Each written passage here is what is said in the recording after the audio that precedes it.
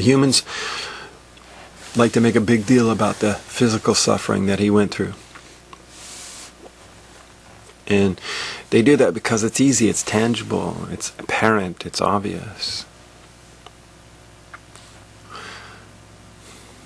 Especially because it was recorded. And it is a big deal, but there's something hidden about the suffering that the real Jesus actually did.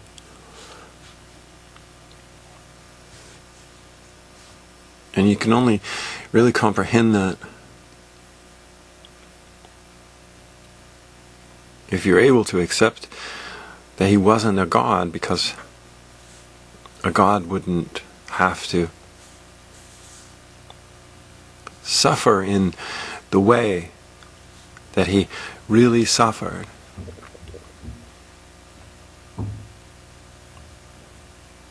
Which is a message that is enveloped by other messages, down deep, secret, mysterious. But it has to do with what is in the animal, what the animal seeks, and it has to do with Genesis 3 and what happened, why man is sinful, why man is bad. The sacrifice, the suffering that the Son of God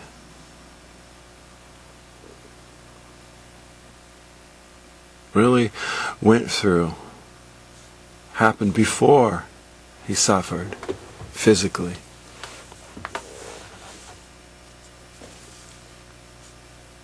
No.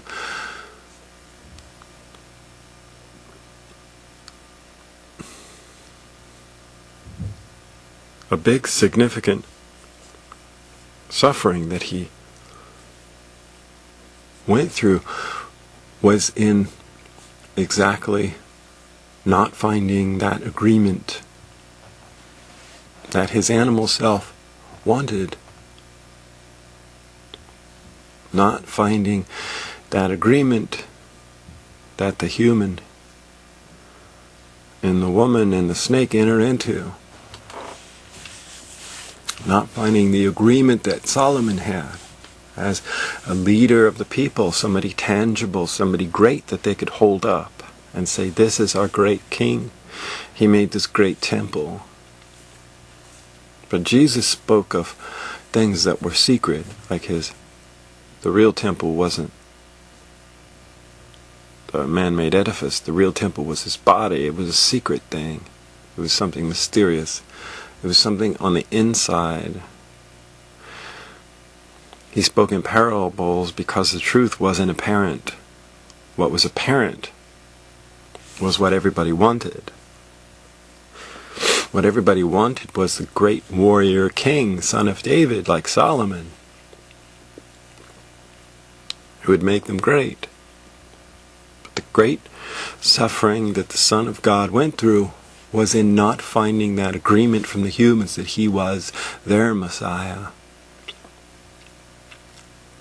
Because he wasn't their Messiah. He was the Messiah of the remnant, the tiny fraction of the human animals who ever existed, who ever even called themselves Israelites. The remnant that is continually brought up and talked about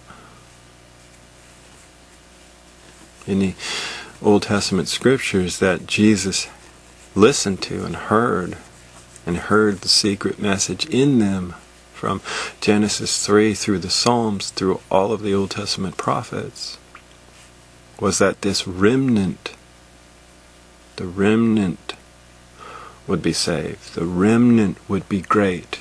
The remnant is the secret Israel. The remnant is what the metaphor points to. And his biggest suffering was having to accept that he was not the Messiah for the humans, for the animals. having to accept what God gave him, having to accept what God was giving him instead of what his animal self might have wanted.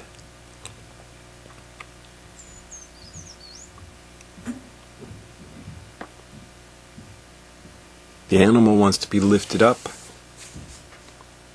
like Solomon.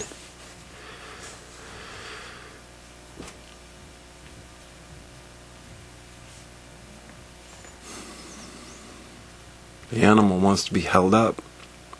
The animal wants to be glorified and adored. The animal wants respectability and honorability. The animal wants riches and wealth, because all those things make it feel satisfied, make it feel like its life is worth living. Its existence has some value, so it always seeks those things.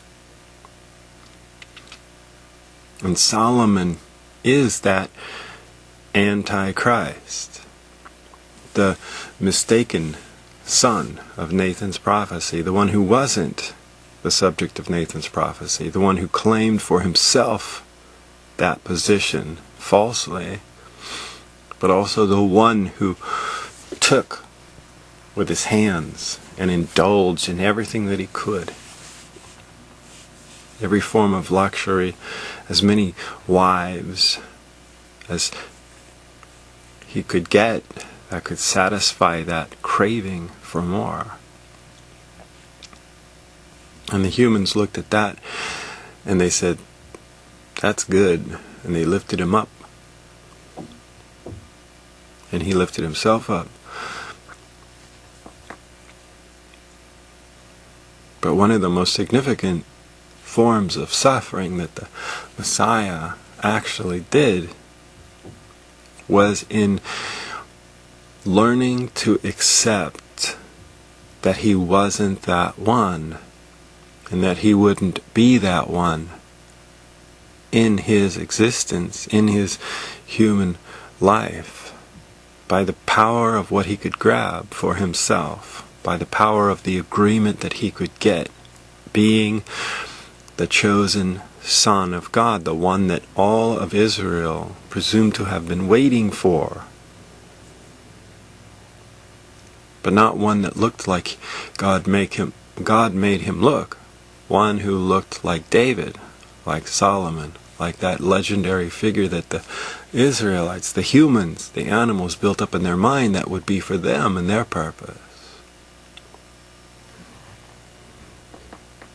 The Messiah came and he was so secret. He wasn't recognized by the animals. He was recognized by those whom God chose to be his witness, his agreement, this tiny, tiny sliver. 12 guys out of however many millions.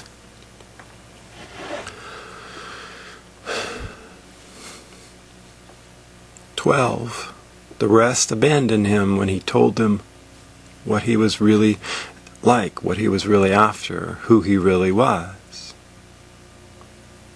Not a Messiah for humans, not a Messiah for animals, but the Messiah, the Savior of a particular group, a tiniest little fraction, a tiniest little sliver.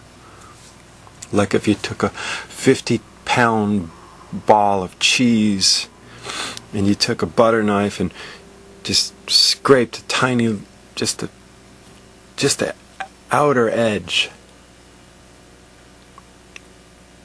just a little piece of wax off. That's the fraction of what the remnant is compared to that huge 50-pound ball of cheese.